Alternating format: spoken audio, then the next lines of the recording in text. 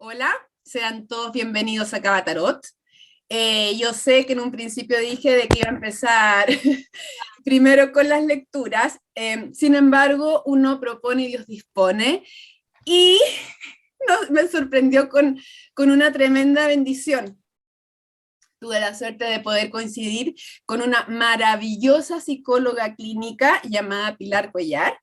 Ella se dedica al ámbito tanto infantil, adolescente y adulto. Ella trabaja en varias cosas, varios aspectos, y que voy a dejar que sea ella quien se presente para que así quede más claro. Hola Pilar, bienvenida. ¿Cómo estás? Hola Isidora, primero, darte las gracias por invitarme a este espacio y poder llegar a muchas más personas y bueno, que sea un espacio entretenido donde aprendamos y bueno, conversemos.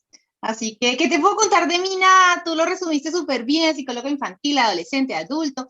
He trabajado mucho con niños en la parte educativa, capacitaciones y bueno, mi tema que me apasiona es la primera infancia y cómo esos primeros cuidados determinan e influyen en lo que somos como adultos, que es algo de lo que vamos a hablar tú y yo hoy en un poco más de detalle.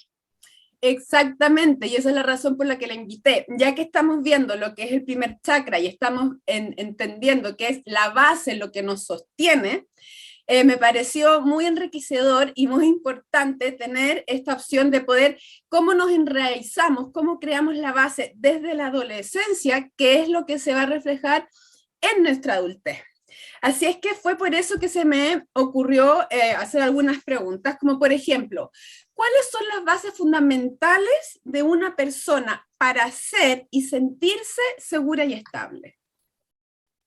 Si nos puedes Es una comentar un poco de pregunta eso. muy profunda que nos da como para una capacitación entera, pero voy a tratar de resumir. Mira, la evidencia científica y los estudios en los últimos 20 años, que cada vez tenemos más herramientas para analizar cuáles son las experiencias que impactan y determinan a largo plazo a un ser humano. Se Ya. ha encontrado que hay una experiencia muy importante y es el vínculo que establece el bebé durante los primeros años con su cuidador principal. A eso nosotros los psicólogos le llamamos el estilo de apego o la forma de vincularnos. Apego, ¿sí? Que existen Sí. 4 tipos de apego o 4 formas de vincularlo. Lo voy a hablar así para que no se malentienda con la palabra apego en español. A veces habla de otras cosas. Entonces, estas primeras experiencias que tiene ese bebé que recién nace con ese cuidador principal, que puede ser mamá, abuela, nana, papá, ojalá, influye mucho como en los primeros circuitos cerebrales que va a establecer ese bebé en la forma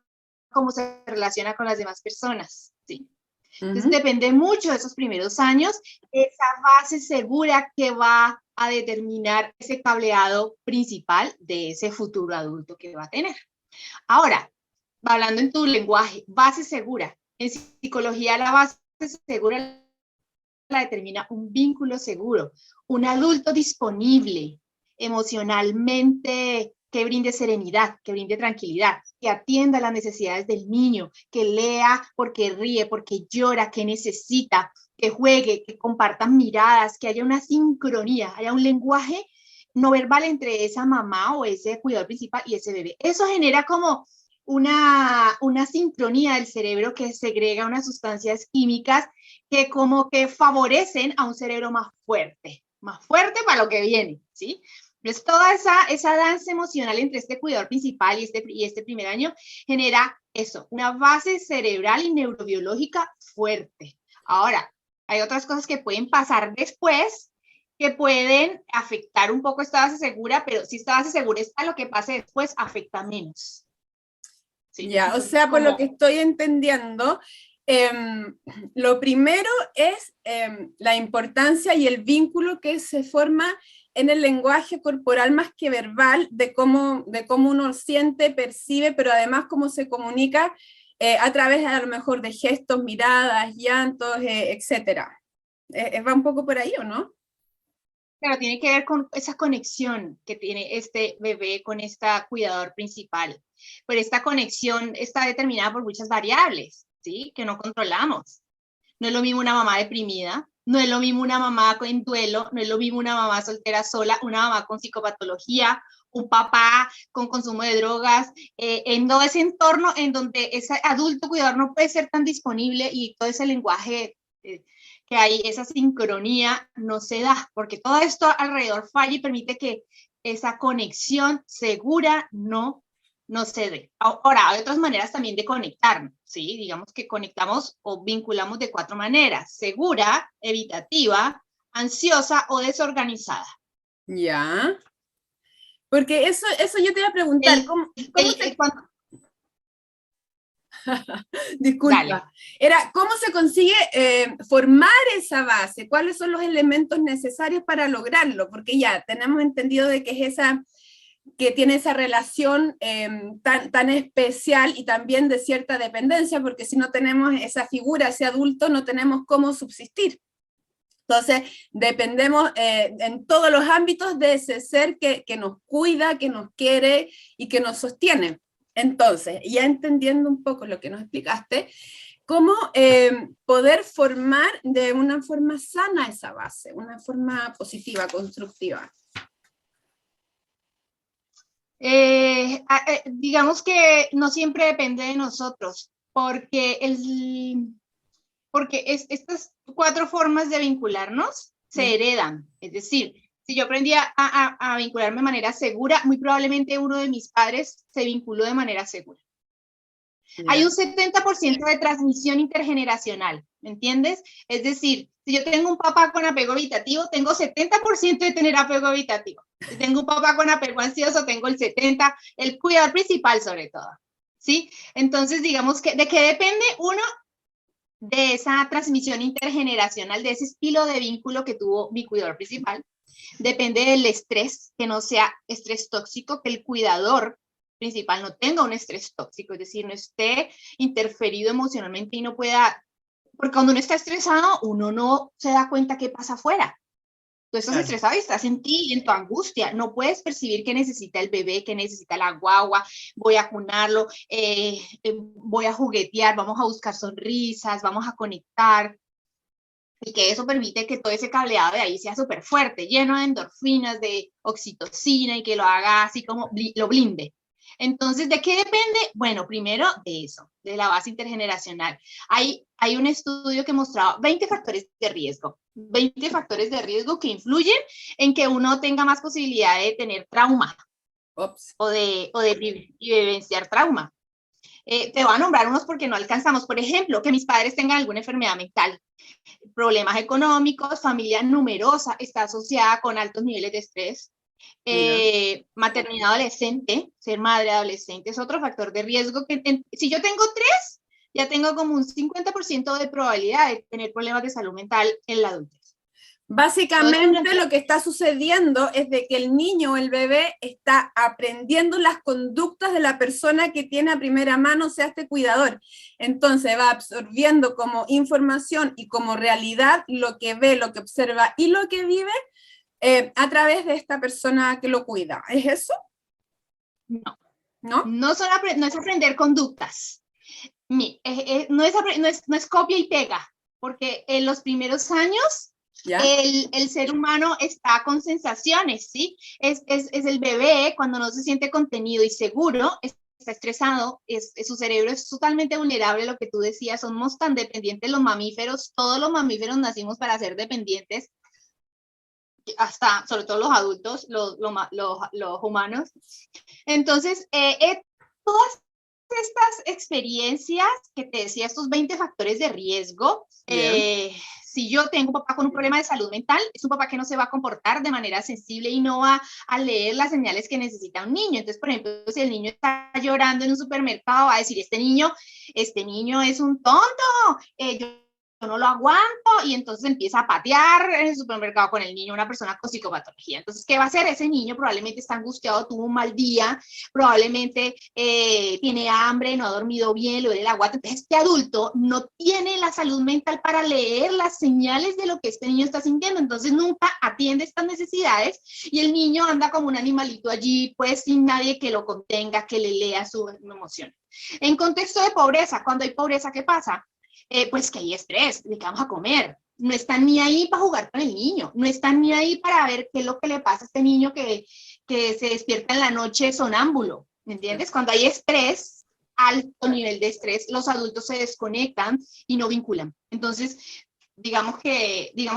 son factores que si sobre todo eso pasa durante los 5 primeros años, es más impactante para el sistema nervioso base del bebé, del niño. Porque los 5 primeros años el cerebro es como una plastilina, se moldea y está permeable al ambiente. Entonces el niño necesita sentir seguridad, Claro. entonces necesita sentir esa tranquilidad.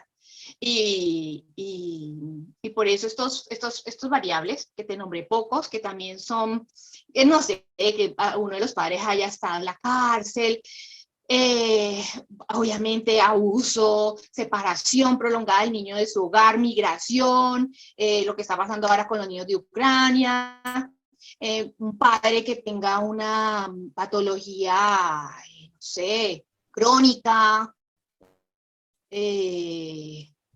obviamente el abuso, el pegarle a los niños, golpearlos, todas estas situaciones influyen un poco en que desestabilicen esa base. Tiene que ver más como con la energía que hay alrededor de ese niño que hace que no se sienta seguro. Entonces como que no tiene esa base segura, como que esta base segura es como una arena movediza y él está ahí, porque pasan cosas y él no siente seguro. Entonces, en el fondo, ¿cómo yo como adulto, como ser que estoy, por ejemplo, bajo, o sea, hay un niño que depende de mí, si yo tengo, por ejemplo, este problema en mi casa, no sé, de pobreza, de que hay algún tipo de enfermedad mental, ¿cómo puedo de alguna manera contrarrestar eso o no hay? Y después el niño tiene como adulto el deber y la responsabilidad de sanar solamente eso y aceptarlo como, claro, y como algo inherente. qué bueno que lo tomas para que no se quede con la idea, qué bueno que lo preguntas para que no se quede la idea de que la pobreza me genera mi inestabilidad, no. Existe algo que se llama resiliencia. Y hay otro factor protector que a pesar de estar en situaciones de estrés, porque el estrés no es solamente en contextos de pobreza, pueden haber contextos de alto nivel socioeconómico, el estrés puede ser peor, es la manera como yo afronto y las herramientas que tienen los adultos para gestionar el estrés de la pobreza, de la riqueza, de los duelos de la vida, ¿sí? Digamos que lo que demuestran los estudios es que en pobreza hay un poco más de estrés, porque pues, no se tiene la supervivencia. Pero ¿cuáles son qué se necesita para poder afrontar, digamos que este contexto? Lo que dice la investigación es que una de las variables que más influye es tener una buena tribu, una buena red de apoyo. Es decir, generalmente en los niveles socioeconómicos bajos la gente acude más al vecino, a la prima, a la tía, viven cerca y se acunan, se sostienen, se apoyan, no estoy sola en el mundo y eso genera un efecto compensatorio. Los jardines infantiles cuando son de buena calidad, Chile Crece Contigo, un programa maravilloso que lo han hecho acá, que es pionero en Latinoamérica, ofrece muy buenas herramientas porque capacita muy bien a estas educadoras que van a cuidar a este niño en estos primeros años. Otros factores protectores, educación de la madre, buen lenguaje, ¿sí? Sí, se ha encontrado que el lenguaje, que la educación también puede ser un factor protector. ¿Qué otro? Bueno, nada, la resiliencia también, como el ver el vaso más medio lleno que medio vacío, más lleno que medio vacío, más lleno, claro, más lleno que vacío. Son variables que influyen y que protegen de alguna manera frente a estas situaciones, ¿sí? El hecho de que el niño también tenga un cuidador principal, o sea, que esté siempre alguien con él, no que pasa de cuidador a cuidador, digamos que eso genera esa inestabilidad sobre todo los primeros años. Alguien a quien puedas generalmente concebir como esta es la persona que a mí me cuida. Un sentido de pertenencia también, ¿no? Claro, una persona más estable, como que sea una figura familiar que pueda ser más permanente y no tan flotante. Como que, por ejemplo, cuando los niños están en jardines infantiles y le cambian a la profesora del colegio, eso desordena a todos los niños. Ellos necesitan una profe que esté con ellos mínimo todo el año, ojalá todo el preescolar y hasta la primaria. Pero de alguna manera, sí, la tribu es importante, ¿sí? La historia familiar de los padres también, la salud mental, los recursos emocionales que cada uno tenga también, la historia vincular de cada padre, ¿sí? Como si también ha trabajado sus heridas de infancia, es un factor protector. El juego, que jueguen, que los niños sean libres, ¿sí? Que puedan, a veces en estos barrios los niños van, juegan con el otro cuando están pequeños y juegan a la pelota, digamos que hay sensación de cohesión, y todas esas son variables que influyen positivamente en contrarrestar, digamos, que todo este estrés que enfrentan algunos. Importante, no es menor, porque uno de repente le quita un poco de importancia al tema del juego, y es un ámbito donde uno está aprendiendo, donde se siente libre, donde empieza a desarrollarse también la creatividad, o sea, y a lo mejor todos esos aspectos positivos hace que ayuden al desarrollo de este bebé que después se va a convertir en un adulto. Entonces, de ahí quiero yo preguntarte cómo estas experiencias de la infancia nos influyen en la adultez, porque tú bien dijiste, uno de los aspectos que podemos utilizar para reparar de alguna manera la falta de cuidado así más, ¿cómo se puede decir? Más consciente. Tú dijiste que es a través de la resiliencia. Como la conexión. La resiliencia es algo que uno tiene que trabajar y tiene que aprender, porque no todo el mundo por naturaleza es resiliente. No sé si se entiende. Sí, es algo que se pueda trabajar, definitivamente es algo que se pueda trabajar, pero hay personas que pueden ser más resilientes, o sea, y volvemos al vínculo de apego.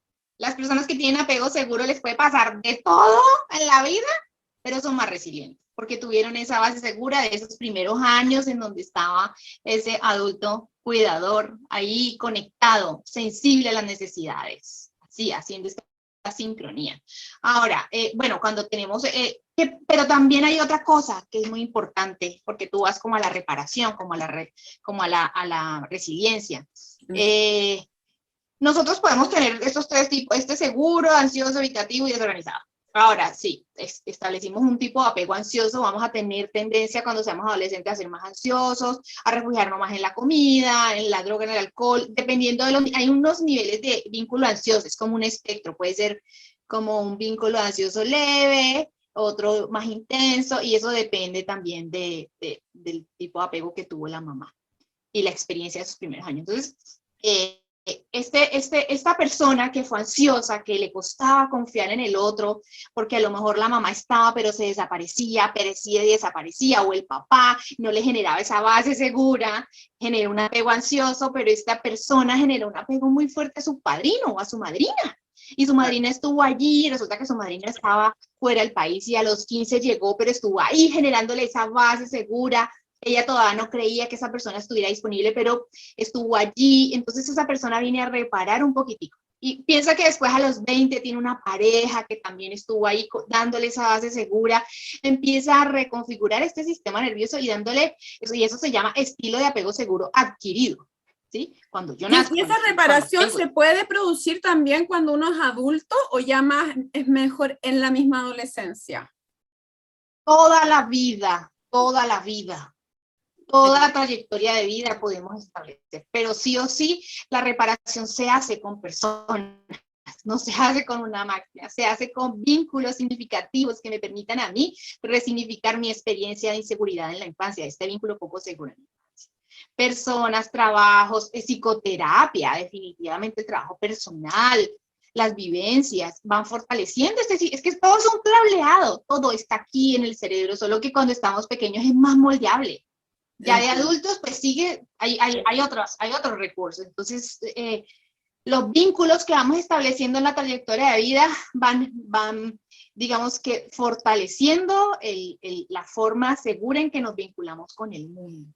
En otras palabras, si yo, por ejemplo, en mi niñez tuve un adulto que me cuidaba, que no era el más adecuado, claro, yo tengo tendencia a sentir esta inseguridad, ambivalencia o estos tipos de apegos que tú nombras. Sin embargo, en la medida en que yo voy avanzando en la edad, me voy dando cuenta de que hay otras relaciones que sí son sanas, que sí son constructivas, por lo tanto, tengo la posibilidad de entender, comprender y vivir que existen otras realidades que sí son positivas y que lo que yo viví y lo que yo creí que era la realidad ya no es tal, se crea así como una apertura, una expansión, y me permite también tener más esperanza, ¿o no? Totalmente, total. Hay una reconfiguración de tu sistema nervioso. Vas empezando a ver formas diferentes. Esa persona tiene que tener mucha paciencia para saber que la otra persona va a estar con su patrón, ¿sí? Con su patrón no seguro de vinculación. Y esta otra está ahí mostrándole que existen relaciones seguras, que hay disponibilidad, que hay contención, que hay incondicionalidad en las relaciones. Existen otras Con realidades, amigos, que no es solamente el mundo no funciona solamente de la forma en la que te criaron, sino que también existen otras realidades que son positivas y que nos ayudan a cambiar o transmutar creencias limitantes, creencias que son a lo mejor un poco más negativas hacia otras que son más constructivas. Por ahí va, ¿no? Exactamente. Exactamente. Entonces tenemos toda la vida para reconfigurar estas experiencias de la primera infancia que pueden influir, pero que sí o sí todo es modificable y cambiable. También depende de la motivación, de esta capacidad de superación también y de las personas que van llegando a sembrar seguridad en los vínculos. Y ahí se va reparando. Qué bueno, genial, es una tremenda esperanza eso y da mucho énfasis a la importancia, como dices tú, a la red, al sostenerse uno con otro, no aislarse y entender que es en la comunidad como nos vamos estimulando, vamos creciendo y nos vamos desarrollando de un modo más positivo. Ya que estamos hablando sobre lo que es la niñez, cómo es más moldeable el cerebro en la tierna infancia, de repente, como dices tú, hay papás o cuidadores que están bajo un estrés que los mantiene atentos a otras cosas. Por ejemplo, tengo que cocinar, tengo que trabajar, tengo que atender al otro niño. Hay muchas cosas que me distraen y no me permiten tener una atención total como quizás necesitaría un niño, ¿ya? Pero también, creo yo, hay que saber tener señales importantes que nos puedan hacer un clic cuando, por ejemplo, nuestro niño está siendo abusado de cualquier manera, cualquier tipo de abuso que se pueda dar en el colegio, con las tías, con un papá, no sé, o sea, cómo poder reconocer eso, porque entre tanto estrés, entre tantas cosas y estímulos que hay, ¿qué señales puedo yo tomar para entender cuando hay algún tipo de abuso, poder reaccionar de forma adecuada, pero tampoco sin vivir paranoico, pensando siempre que hay un abuso ahí encima de mi hijo, de mi hija o de la persona a la que yo estoy cuidando? Sí, mira, y ahí es súper importante, digamos que hay algunas señales típicas, y ya te las voy a nombrar, pero básicamente lo más importante es la comunicación que tiene esos padres con ese niño. Si ese niño antiguamente dijo que en su cuaderno que había hecho la tarea y firmó por los padres, el niño hizo una embarrada heavy y después llegó a la casa, el niño dijo la verdad y le pegaron y lo castigaron. ¿Qué va a sentir ese niño? ¿Va a querer decirle la verdad a sus padres después de algo que le pase en un abuso? Es decir, si hay prácticas punitivas, castigadoras, no hay empatía, ese es un niño que va a tener miedo y no le va a decir algo a los papás que le esté pasando. Entonces, primero y lo más importante es que haya comunicación. No importa, dime la verdad siempre, no importa, no va a pasar nada y que sea así. Cuéntame todo, yo siempre voy a estar para ti. Hay que decirle ciertas cosas también a los niños. Nadie puede, hay ciertas pautas que dan los padres. Nadie puede tocar tus partes íntimas. ¿Cuáles son tus partes íntimas? Las que nos cubrimos más, las que nos protegemos más. ¿Cuáles son las partes que más nos protegemos? Ya la vagina, el potito, y cómo no las, mira que nos ponemos una ropa extra para poder cuidarla. ¿Sí? Claro. ¿Cuáles son las zonas donde sí se te pueden tocar? ¿Te pueden tocar aquí? ¿Será que te pueden tocar acá? No. Entonces uno puede hacer dibujos de la silueta y poner zona roja, zona amarilla, zona que solo toca mi papá, solo que mi mamá, mis amigos. Entonces de alguna manera hace esa psicoeducación al niño, pero siempre desde una tónica divertida. No, nadie puede tocar. No, porque ahí ya le estamos transmitiendo una ansiedad al niño y el niño después cuando va al médico y el médico le dice quítate la ropa, el niño se va a asustar y no se va a dejar quitar la ropa, porque el papá le dijo con estrés, no te, ¿me entiendes? Entonces como la serenidad y la calma. Entonces, uno, comunicación. No deberá haber una crianza punitiva en donde el niño sienta miedo de sus padres, porque yo siento miedo de mis padres, yo no le voy a contar, siempre va a pensar que cualquier cosa que yo diga es mi culpa. Generalmente un niño abusado se siente culpable del abuso, ¿sí? Es mi culpa y él se siente, el que cree que es su culpa, entonces por ende no va a hablar porque se siente culpable, entonces guarda el secreto. Educación, comunicación. 3, hay conductas que ya nos hablan de señales de alarma, ¿sí? Conductas de señales de alarma. Se hace pipí en la cama, cuando ya controla esfínteres, se hace popó de manera frecuente. No digo que son señales de abuso, porque esto no es así como una cosa dice la otra, no, son señales de que algo grave está pasando en la vida del niño. Que se hace pipí, que se hace popó, que llora descontroladamente, cambios emocionales de la nada, llanto excesivo, terrores nocturnos, pesadillas. El niño parecía alegre y ya no, deja de jugar a lo que antes le encantaba jugar, él era feliz yendo a la plaza con sus amigos y ya no quiere, se ve como aburrido, de repente se alarma por determinadas conductas que no, entonces vamos a ir a tal lugar, no lo quiero, y así como esta expresividad intensa.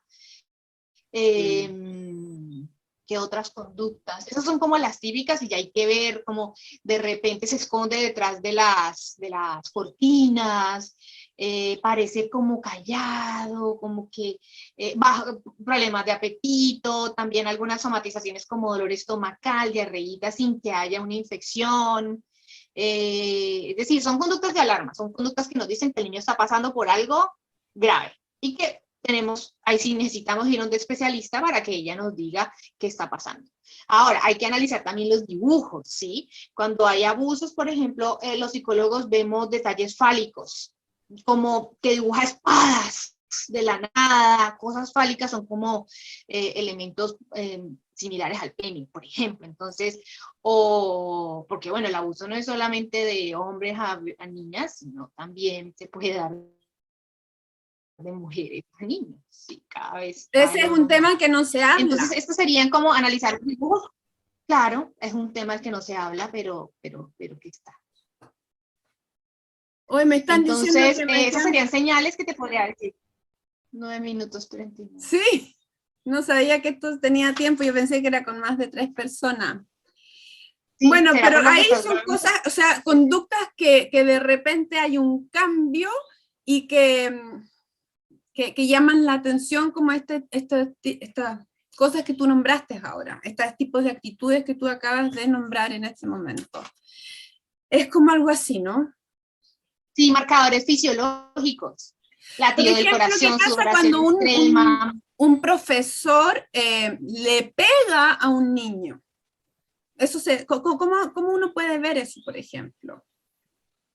Bueno, los profesores hacen eso y se meten en un forro ni el terrible en este momento. A lo mejor a ti y a mí nos pasó, a nuestros papás, pero ahora eso no puede pasar. No sé, a lo mejor en un pueblo recóndito, pero la ley ahora es mucho más estricta, afortunadamente, frente a un golpe de un profesor. Pero, ¿cómo se puede dar cuenta? No, que el niño nos cuente.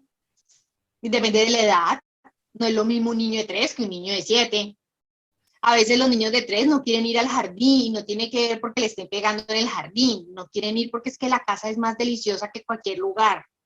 Claro. Entonces, digamos que no te podría dar una respuesta exacta porque es tan variable las conductas en los niños y es algo que hay que tomar con mucho cuidado y con pinzas, ¿sí? Es decir, un padre por sí solo no se puede dar cuenta si su hijo está abusado, a no ser que su hijo se lo diga. Si su hijo no se lo dice, y no hay todo este conjunto de conductas, digamos que lo que yo más sugiero es ir a un especialista para que haga una evaluación de una manera lúdica, donde el niño no se sienta intervenido de manera, porque a veces las intervenciones traumatizan por la manera en que lo abordan profesionales inexpertos. Entonces, de una manera más alarmista, así como que genera miedo o angustia, en vez de tratarlo como son cosas que pasan, y es la manera correcta de solucionarlo, o sea, hablarlo de una manera más natural. Digamos que los profesionales lo saben manejar. Bueno, claro, pero yo lo veo desde el punto de los papás, porque uno ya como papá lo lleva hacia la persona terapeuta, pero uno como padre que tiene que hacer ese paso, es a lo mejor lo más importante, lo que dices tú, trabajar mucho lo que es la comunicación. No educar a través del reto, la humillación, la invalidación, sino que cuando tu hijo te cuenta algo es como ya, ok, analicemos. Esto fue lo que pasó, estas son conductas que te conviene o no te conviene tener por esta y por estas razones, o sea, como un poco estudiar las causas y efectos para desde ahí tener un aprendizaje más que desde el reto o la imposición. ¿Podría ser algo así también? Claro, claro. Y eso que acabaste de decir es súper importante porque la forma en cómo se pregunte es muy importante. Los papás siempre preguntan y están dando la respuesta. ¿Y qué te hizo? ¿Y te cogió? ¿Y te tocó allí? ¿Y te dijo que fueran al baño? ¿Y te cerró? No, a ver, ¿qué pasó? Preguntas amplias. ¿Qué pasó, hijo? Cuéntame. No, no quiero hablar. ¿Quieres dibujarlo? ¿Quieres que nos tomemos un tecito? ¿Quieres que nos regaloneemos y cuando quieras me cuentas bien? Como tú sabes que, y así el mensaje siempre, tú sabes que siempre te va a proteger y estoy de tu lado y te voy a cuidar. Cuéntame lo que me cuentes. Yo soy tu mamá y mi función es proteger. Es como dar esa seguridad y no sobre preguntar, porque a veces los padres desde su misma angustia, obviamente es natural, que cualquier Claro. padre se va a alarmar si piensa que a su hijo le está pasando algo. Es súper estresante. Pero digamos que ahí también, bueno, si yo me estreso con estas cosas, le voy a decir a mi tía, a mi prima, la voy a llamar y que me ayude porque ya tiene un buen vínculo con el niño. Ya, Claro. porque yo sé que yo la voy a embarrar con mi estrés y mi ansiedad, entonces acudo a mi tribu, acudo Claro. a mi red de acuarios. Y Muy allí importante. nos sostenemos, nos apoyamos, sí, súper importante. Entonces, eso diría yo en cuanto a esa intervención con el niño.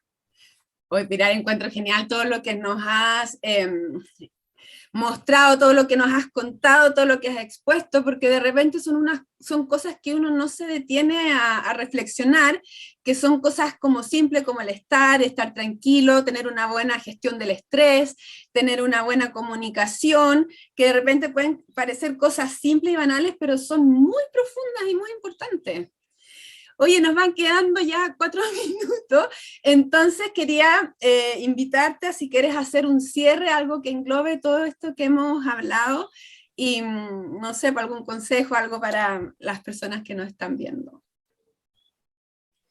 Bueno, siguiendo un poco la línea de tu tema, que es esa base segura. Y decirles a todos que la base segura está en las personas, en los vínculos que establecemos. Si en la infancia no tuvimos la posibilidad de tener un apego seguro, un vínculo seguro con nuestros padres, tenemos la posibilidad de establecer vínculos seguros con nuestro vecino, con nuestra amiga, con el compañero de trabajo, con la pareja. Y de alguna manera ahí es donde sanamos. No allá en una cueva encerrado aislado del mundo, no, en la interacción con otros. Y a veces darse la posibilidad de experimentar otros tipos de relaciones y vínculos seguros, experiencias en entornos contenedores, es nuestra salida y nuestro camino hacia la sanación y el fortalecimiento emocional. Gracias, de verdad, te agradezco mucho el tiempo que nos has brindado, el conocimiento que nos has compartido y la forma tan amorosa en que has expresado todo. Te agradezco mucho, Pilar. Espero que estés muy bien. No sé, en una de esas hacemos un nuevo encuentro, vamos viendo ahí cómo se van dando las cosas que dice la vida. Feliz. Sí, feliz, gracias a ti por la invitación, se me hizo súper corto, fue súper rápido, súper ameno, espero que al público le guste. Y bueno, y si me quieren seguir, pueden buscarme en YouTube, psicóloga Pilar Cuellar, en YouTube, en Instagram y en Facebook. Así que ahí los invito porque también publico información sobre el tema. Yo debajo de este video, en la descripción, voy a poner los lugares donde, los contactos donde te pueden ubicar en caso de que así ellos lo requieran o necesiten, ¿ya? Así que toda la información va a quedar debajo del video. Sigamos ya. ¿Ah? Maravilloso, súper. Ahí, por ahí se conectan. Y feliz de seguir en estos encuentros y si de llegar a más público y aprender cosas que no están de más y que a veces no hay esa posibilidad de conocer. Así que gracias a ti y nada, feliz. Puede ser, estamos recién en el primer chakra, primer encuentro, queda mucho todavía por descubrir, por desarrollar y sanar. Nuevamente, muchas gracias. Gracias a todos los espectadores y nos estamos viendo en un nuevo video. Que estén muy bien. Chao. Okay. Chao. Un abrazo, chao a todos. Chao, chao. Igual. Chao.